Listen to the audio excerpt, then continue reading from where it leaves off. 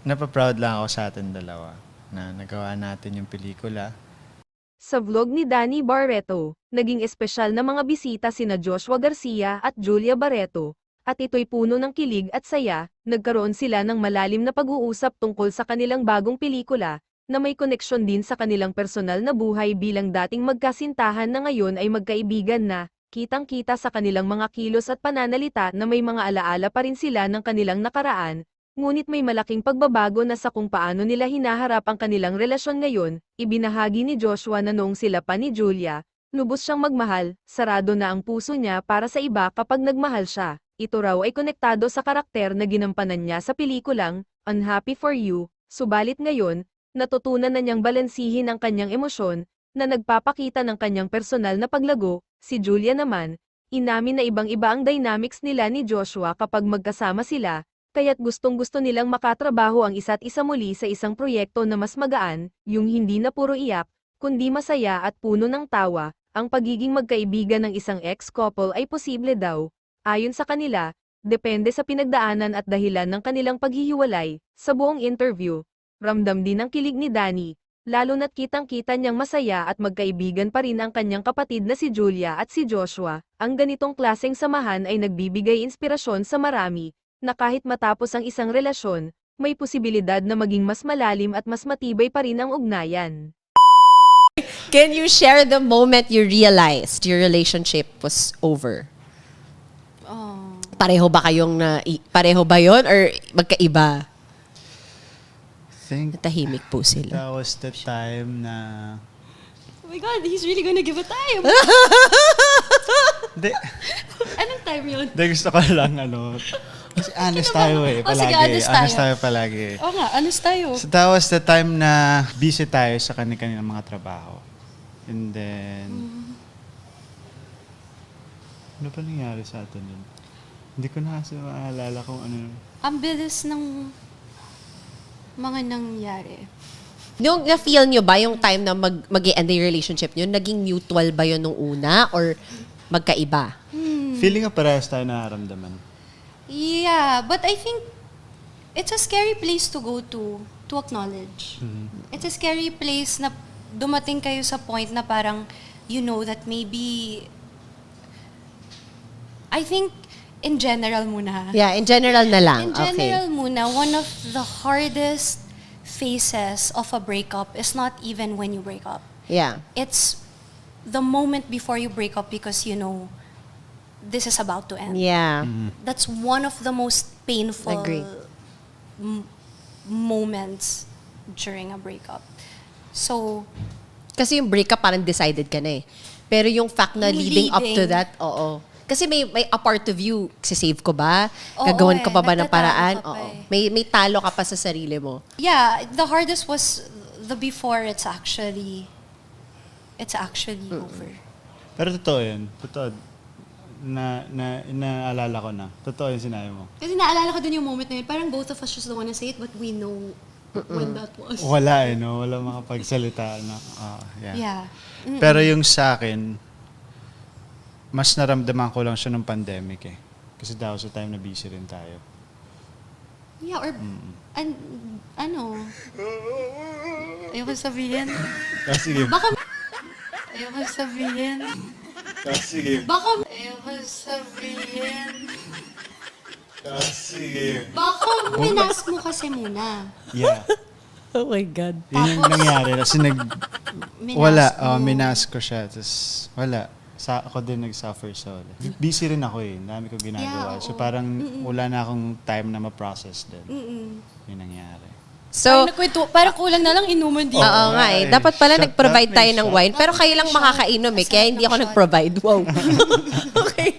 So, paano naman yan? Okay, so fine. The breakup was done. And then, but the moving on, how did that work? Since you guys had like busy schedules, were you, like, nagkaroon ba kayo ng time to yourself to just sit down and actually like reflect on what happened? Or was it just too fast of a pace dun sa mga nangyayari sa life nyo na may delayed reaction yung pag-move on? Ako, interesado ako sa sagot mo. Hindi ko pa na ano yung... Yung akin, it comes in waves. Those were the first stages na, pwede, kahit Okay. pa namin, okay kami. And then of course, came the stage na parang, Ayan na. Anger came. Baka May galit ganun siya sa akin, ganun. Tapos tampo din ako sa kanya kasi parang, Parang wala yung galit sa akin. really promise? Parang galit ka sa akin. Hindi, wala yung galit sa akin. It's just that parang hindi ko alam kung paano i-handle lahat ng nangyayari. Oo. Ang gulo ng Ito. nangyayari, ang daming nangyayari. So, ayun. But the hardest ones were when we'd still have to see each other at work because nobody knows what you're going through when Yeah. you're on your own. Yeah. And they think that they think you're so bad. Like, what did you do? What have you done? How could you have hurt him that way? But Oh. it's the moments when you're alone that nobody knows what you're going through when you're alone. Yeah. Oh, that's yun yung yung pains that comes after the breakup. Yung aftermath ganun. But do you think there is such a thing as a healthy breakup? Hindi na siya in relation to you. Since nag-mature na kayo, it's been years. So, do you think there's such a thing as a healthy breakup? Ikaw ba? Kung nga mag-answer, alam mo, ito ang pinakamahirap na interview ginawa namin, Dan. Totoo. Sobra. As in, hindi ko in-expect to. Yung As sa in, atin, think, pa-consider ko yun na healthy breakup. actually. But the fact that you guys became friends again, that was a healthy breakup. Malaking factor dun kasi nag-start kami na magkaibigan. That's true. Yeah. Yeah, depende talaga sa pinag-awayan nyo bago kayo mag-break. Kung magiging healthy breakup kayo. At kung nagkaroon kayo ng closure. Tsaka it's a choice. Choice nga din, after nun, ang lahat. It's a choice. Feeling ko with us, parang in-acknowledge na lang din natin kung bakit necessary na why it was necessary that we had to separate ways. Ano ba to? Para naging closure ata nila to Kasi, oh my God. Lang, nakailan na rin kami ng closure. Parang pang 100 closure na to. So next naman, di ba sometimes pag nagbe-break up kayo, actually not sometimes, most of the time, may hang-ups ka talaga. Meron kang parang mga certain things na hindi ka makaget over dun sa tao. So what do you think, common ba yun? Or sa tao lang ba yun? Or nangyari din sa inyo yun? Na meron kayong certain na naging hang-ups? Meron din. Oo naman. Oo, meron at meron. Pero syempre, di ko na isa-isahin yun. Like one. For example. Ito na lang, yung presensya mo, yung pagkasama kita. Yung namimiss kita. Yung ganun. I think isa yun. Pero marami pa. Okay, fine. Yeah. Okay, one honesty is enough. Okay, at least may nag-giveaway na isa. Okay, so ito, since sa pag-usapan natin ng closure, necessary ba yun? Is closure, do you think important ba yun sa breakup sa magka-closure? Or sometimes the breakup is the closure? Hindi na kailangan ng... Kasi kayo, ang dami yung closure. Nag-inuman pa kayo, kumain pa kayo. Dami yung ginawa Yeah. For us, I think importante yun. Sa atin, yeah. Sa atin. Iba-iba rin kasi yung tao. Yeah. May mga tao na hindi na nagko-closure, breakup lang. Okay na yun. Okay Yes, na ganun ako Totoo. Ayun. Situational siya eh. It depends kung yung breakup na yun, kailangan ba ng pag-uusap. Di ba may mga breakup na parang sobrang self-explanatory na ng mga actions why you had to break up with a person. But iba, remember I had an interview while we were doing Block Z, I said, sometimes no closure is the closure. But when you get older, like today, I think I'll change my answer. Parang to me, with me and him, it was important that we had to talk because ang dami pala naming mga na miscommunicated feelings and thoughts. Kasi hindi ka aware until somebody brings it up to you and tells you how they felt because of what you did. Yeah. So, I'm grateful that we had that. You know, we're joking yung mga kita-kita namin, hindi always yun na may deep na pag-uusap. Parang may ilan lang dun na talagang pinag-usapan natin, hinimay natin yung nangyari. Of course, you guys were apart. You also had different relationships na rin after that. Like, what do you think, siguro, feeling nyo ba, ang dami yung, from that relationship, from your relationship, ang dami yung natutunan? Ano yung feeling, yung reason kung bakit this time around, mas better partners na kayo sa mga partner nyo? Nabago nyo na ba yung mga ayoko i-enumerate Joke lang. Mga ano. Yung mga nyo, pagkakamali nyo dalawa kung ba't hindi nag-work out yung relationship nyo? Oo naman. Oo. Matututo ka talaga eh. Yeah. Matututo ka talaga. Experience, di ba? Sa buhay, matututo ka sa experience. And yung experience ko sa'yo, natuto ako. Siyempre, nabago ko na yung mga dati kong pagkakamali. Di ba? Like yung mga maliliit na away. I have to choose your battles. Yeah. Kasi tayo hindi namimili, di ba? Hindi Oo, kung ano pinag-aawayan nyo dati, Diyos ko. Yeah, May- bata talaga kami. Yeah. Yeah. Oh, yeah. Ngayon, parang you're just choosing na, you choose your battles this time around. You don't really fight about everything anymore. Alam mo, Sa buhay, sa lala ng anong, like, schedules natin, and ano, parang hindi na, hirap na nang may away. Tsaka parang kayong dalawa, mas naging private kayo sa mga relationships nyo. Parang mas ang dami nang hindi alam ng tao about you guys. Yung mas gustong alamin ng tao kasi hindi na nila alam kung ano nangyayari sa mga kanya-kanya yung relationships. Was that because your past relationship was so open and Grabe rin public? yung- I think nakaka-trauma for the both of us yung nangyari. Diba? Especially to Ju. Also to you naman, grabe din yun. So, Grabe yung pinagdaanan natin dalawa. parang na-realize ko na, okay, this time, poprotektahan ko na yung babae. Ganon. Din Oh, mo that's siya nakita. nice. Yeah. Ako parang ako for me, that's why, kasi parang, it's the best way to protect something that is super sacred. I mean, a relationship is super sacred. It's really supposed to be between two people, not two people in the world. So parang the more they know, mas parang ang dami na lang opinions. Lalo ngayon, social media, Yeah, grabe. Lalo ngayon. Lalo ngayon. More than yung time natin. Yung time natin medyo, ano pa yun, relax pa yun. Ngayon, malala kasi ngayon. Mangingialam talaga yung Ay, tao. Diyos ko.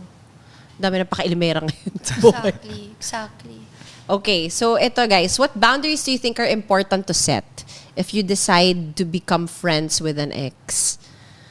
Meron, of course. Siyempre, hindi na kami pwede, hindi na pwede yung ginagawa namin 5 years ago. Kung gaano tayo ka PDA. Oo, sa PDA kung gaano talaga tayo na. ka Napaka-OA sweet. talaga nila guys. Grabe. Para silang Care Bears. Care Bears cannot be separated. Ayun, tsaka parang wala tayong pakialam sa mundo at that time, di ba?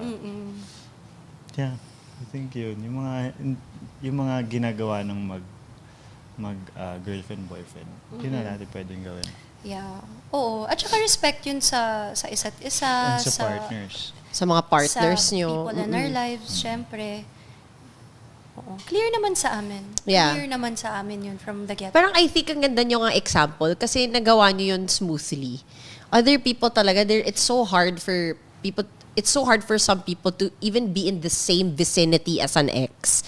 But you guys, like, you can still converse, you can still laugh, you can still catch up. Like, parang walang nangyari. Parang kaya nyong gawin yun. And I think it took a lot for you to even get to that point. Yeah. Since from all of the things that happened to the both of you. Yeah. So, going back to your movie, when this story was pitched to you, like, how much can you relate to your characters? Like, ano yung natutunan mo kay Zai? Si Zai is, to me, the way I see Zai is, she's a very independent, strong woman. Although, she's the kind of woman na pag kailangan na siya ng partner niya, she's actually willing to give up everything for the partner. Kahit na kailangan ma-compromise yung sarili niyang mga desires sa life. So, sa love, dun siya flawed. Yung parang, sige, I'll make you my world. Yeah. But, feeling ko with Zai, alam niya din yung... I feel like with Zai, the moment na nakita niya yung partner niya is not fighting anymore the same way that she's fighting, then that's when she'll stop fighting. So, I think doon ako nakaka-relate kay Zai. Kasi feeling ko, in a relationship, dapat dalawang tao, sobra talagang pinaglalaban yung isa't isa. Hindi Yeah. yung low Isa lang point lumalaban. may problema lang, parang mag-isa ka na, diba? So, doon ko nakita si Zai and kaya din ako napamahal sa kanya. Although she's very flawed kasi parang may times na ginagaslight niya pa yung sarili niya na tama ba yung mga decisions niya, yung mga choices niya, kasi in making those decisions parang nakasakit siya ng mga tao along the way. But wala, it's really part of her story. So yun si Zai. How about with Wancho? Tama ba yun? Wancho? Wancho, okay. How about with Wancho naman? Wancho, nakarelate ako sa kanya kasi Kasi, as in, pag nagmamahal siya, sarado na yung mundo niya dun sa taong yun. Doon ako nakarelate sa kanya. Lalo na before. Pero ngayon, mas natutunan ko magbalanse. Pero siya kasi, sarado yung mundo niya kay Zai. Na nakakalimutan niya na yung nasa paligid niya. So, ayun, ganong klase siya. And, medyo hindi ko gusto yung kung paano i-handle ni Wancho yung, like, nung nakita ulit sila ni Zai. Yeah. Pero, Ganun. Flawed talaga ganun silang talaga dalawa. siya. Would you do this again? Would you guys do another movie together if Yeah, you're given a nag-uusap chance? kami. Gusto mo pa ba? Parang ayaw mo na. Hindi, kasi excited na ako ikwento sa kanya yung gusto natin gawin. Grabe ka naman. Nag-brainstorm na kayo. Okay. Nag-brainstorm kasi kami. 100 steps ahead na kami. Meron na kaming peg movie for the next one. Oh, that's Pero siya nice. nakaisip Okay. nun. So thanks sa idea mo. Comedy, right? Comedy. Comedy naman. Para wala naman drama. Baka ayaw nila kasi masaya tayo masyado. Gusto nila pag medyo Umiiyak parang... tayo. iyak Nasasaktan kayo, ganun. iyak Gusto tayo. niya ganun yung mga eksena. Yung Oo. nahihirapan tayo. Ay, mahal ba yan?